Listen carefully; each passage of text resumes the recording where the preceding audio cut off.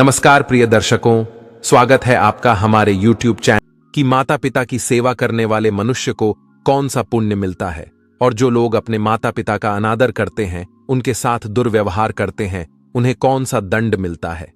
यमराज कहते हैं, हे देवर्षि, आज आपने अत्यंत महत्वपूर्ण प्रश्न किया है। इसमें समस्त मानव जाति का कल्याण छिपा हुआ है। मैं आपको माता पिता की सेवा का महत्व सुनाता हूं। इसे आप ध्यान से सुनिए। उसके दर्शकों, हम कहानी शुरू करें और आप इस वीडियो में खो जाएं। इससे पहले अगर आप हमारे चैनल पर पहली बार आए हैं तो हमारे YouTube चैनल सब्सक्राइब करें। प्रिय दर्शकों, अगर आप भी भगवान श्री कृष्ण को सच्चे दिल से मानते हो तो कमेंट में सच्ची श्रद्धा से जय श्री कृष्ण जरूर लिखें। पश्चात मैं आपको एक प्राचीन कथा सुनाऊंगा जिसे सुनकर आपकी सारी शंकाएं दूर हो जाएंगी। हे देवर्षि, पिता धर्म है, पिता स्वर्ग है और पिता ही सर्वोत्कृष्ट तपस्या है। पिता के प्रसन्न हो जाने पर संपूर्ण देवता प्रसन्न हो जाते हैं। जिस पुत्र की सेवा से माता पिता संतुष्ट रहते हैं, उस पुत्र को प्रतिदिन गंगा स्नान का पुण्य फल मिलता है। हे देवर्षि, माता सर्व तीर्थों के समान है और पिता संपूर्ण देवताओं का स्वरूप है। इसीलिए मनुष्य को सदैव ही माता पिता का पूजन करना चाहिए। जो पुत्र माता पिता की प्रदक्षिणा करता है, उसके द्वारा पृथ्वी की परिक्रमा पूर्ण हो जाती है। माता पिता को प्रणाम करते समय जिस मनुष्य के हाथ, घुटने और मस्तक पृथ्वी को स्पर्श करते हैं, वह अक्षय स्वर्ग को प्राप्त करता है। जब तक माता पिता के चरणों की धूल पुत्र के मस्तक और शरीर में लगती रहती है, तभी तक वह शुद्ध रहता है। उसके समस्त पाप नष्ट हो जाते हैं। जो पुत्र अपने माता पिता के चरणों का जल पीता है, उसके करोड़ों जन्मों के पाप नष्ट होते हैं।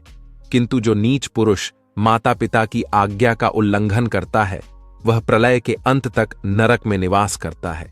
जो पापी पुत्र अपने वृद्ध, रोगी, अंधे और बहरे पिता को त्याग कर चला जाता है, वह रौरव नरक में गिराया जाता है। माता पिता का पालन पोषण न करने से समस्त पुण्यों का नाश होता है। माता पिता की सेवा न करके यदि पुत्र तीर्थ और देवताओं का भी पूजन करे तो भी उसे फल नहीं मिलता है। हे देवर्षि, माता पिता की सेवा के संदर्भ में एक प्राचीन इतिहास कहा जाता है, जो मैं आपको सुनाता हूं। जो भी इस प्राचीन कथा का श्रवण करता है, उसके जन्मों के कोटि कोटि पाप नष्ट होते हैं और मैं उसके अनंत अपराध क्षमा कर देता हूं। इसीलिए आप इस कथा को ध्यान से पूरा जरूर सुनिए। देवर्षि कहते हैं, हे धर्मराज, मैं इस कथा को पूरा अवश्य सुनूंगा। कृपया आप मुझे वह कथा अवश्य सुनाइए।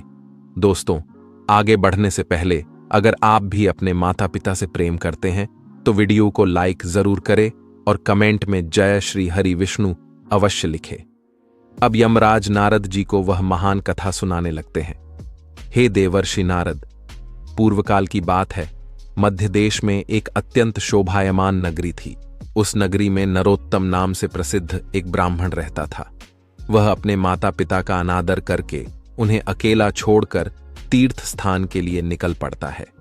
उस ब्राह्मण में चमत्कारिक ज्ञान और अद्भुत शक्ति थी। जब भी वह तीर्थों में स्नान करके बाहर निकलता तो उसके वस्त्र आकाश में ही सूखते थे और इस अद्भुत शक्ति पर उसके मन में बड़ा अहंकार हो गया था। वह समझने लगा था कि मेरे समान पुण्यात्मा और महायशस्वी दूसरा कोई नहीं है। फिर एक दिन वह स्नान करके ऊपर की ओर देखते हुए चल रहा था। उसके वस्त्र भी आकाश में सूख रहे थे। इतने में ही एक बगले ने उसके मुंह पर बीट कर दिया। इस बात से उस ब्राह्मण को बड़ा क्रोध आ गया और उसने उस बगले को भस्म होने का श्राप दे दिया। श्राप के प्रभाव से वह बगला मरकर जमीन पर आकर गिर पड़ा। उस बगले की मृत्यु होते ही उस नरोत्तम के भीतर महामोह ने प्रवेश कर लिया। उस ब्राह्मण को अपनी शक्ति पर बड़ा घमंड हो गया और फिर उसी पाप के कारण ब्राह्मण के वस्त्र जो आकाश में उड़ रहे थे, जमीन पर गिर पड़े और फिर अब उसके वस्त्र आकाश में नहीं ठहरते थे।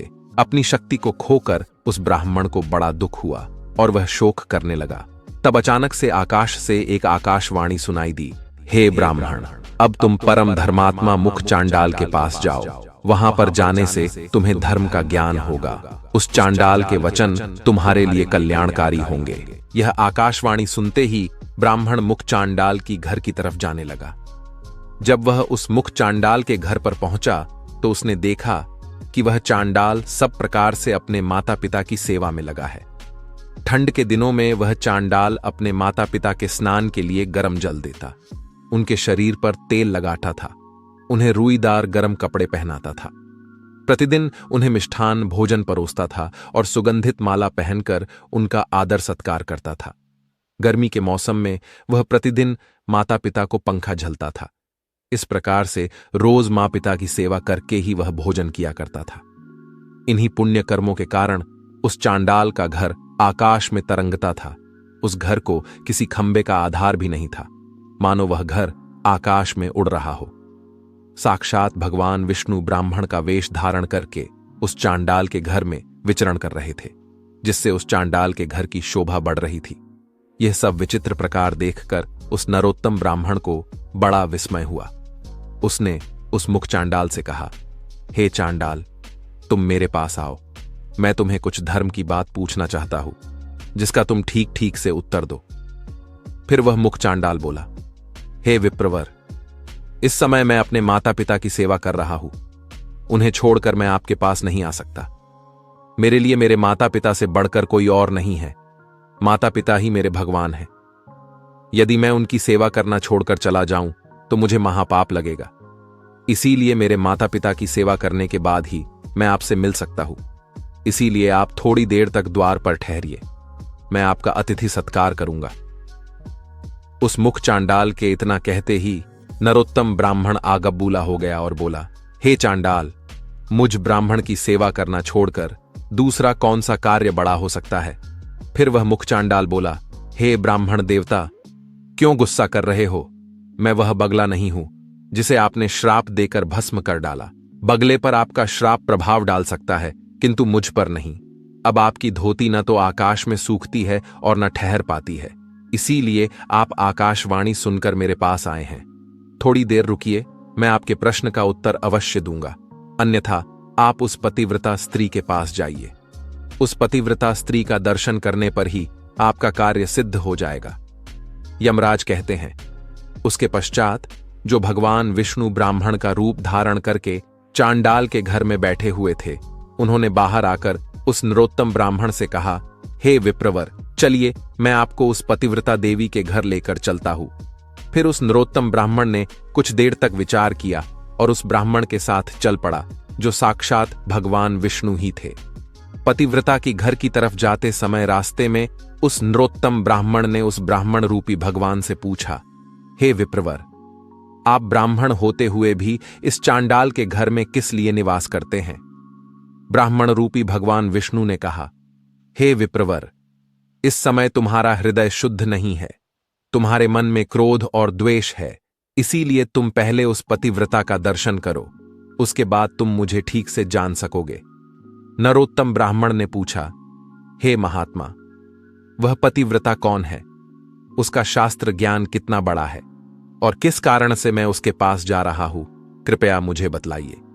ब्राह्मण रूपी भगवान बोले, हे नरोत्तम, नदियों में गंगा जी श्रेष्ठ है और स्त्रियों में पतिव्रता स्त्री ही श्रेष्ठ है।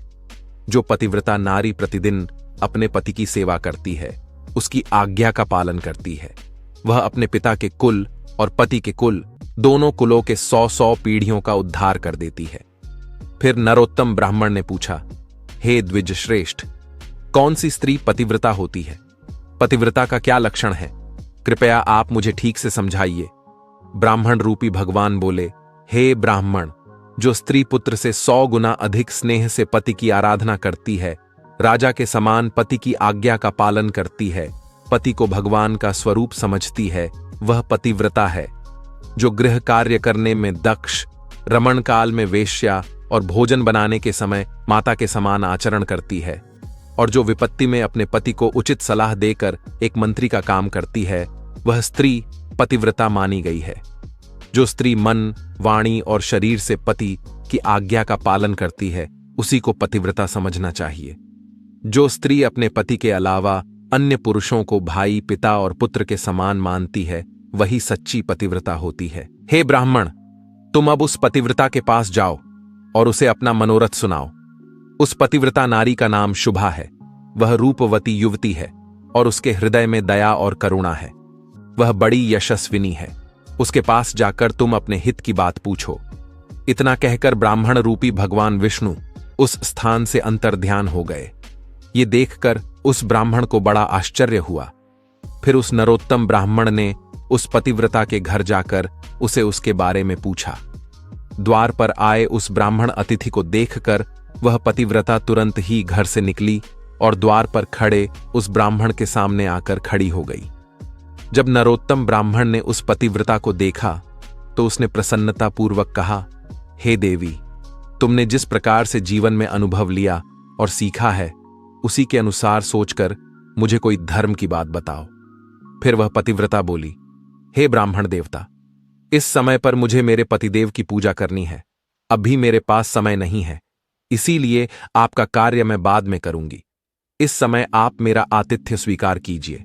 इस पर वह नरोत्तम ब्राह्मण बहुत क्रोधित हो उठा और बोला, हे कल्याणी, इस समय पर मैं भूख और प्यास से तड़प रहा हूं और मैं बहुत थका हुआ हूं, इसीलिए तुम अब भी मेरा कार्य करो, अन्यथा मैं तुम्हें शाप दे दूंगा।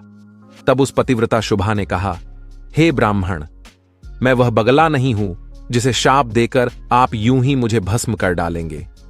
अभी मेरे पास समय नहीं है, इसीलिए आप धर्म तुलाधार के पास जाइए और उन्हीं से अपने हित और धर्म की बात पूछिए। अभी मैं अपने पति को छोड़कर नहीं आ सकती। इतना कहकर वह घर के भीतर चली गई। तभी अचानक उस स्थान पर भगवान विष्णु ब्राह्मण का रूप धारण करके फिर प्रकट होते हैं। उन्हें देखकर वह नरोत्तम ब्राह्मण आश्चर्यचकित हुआ और उनके पास चला गया और कहने लगा, हे विप्रवर, आप अचानक से कहां अदृश्य हो गए थे? मुझे आपसे एक बात पूछनी है, कृपया ठीक ठीक इसका जवाब दो। पहले मैं उस मुख चांडाल के पास गया, उसे भी मेरी बगले को श्राप देने वाली बात पता थी, और अब इस पतिव्रता नारी को मेरे द्वारा उस बगले को दिए गए श्राप के बारे में पता था।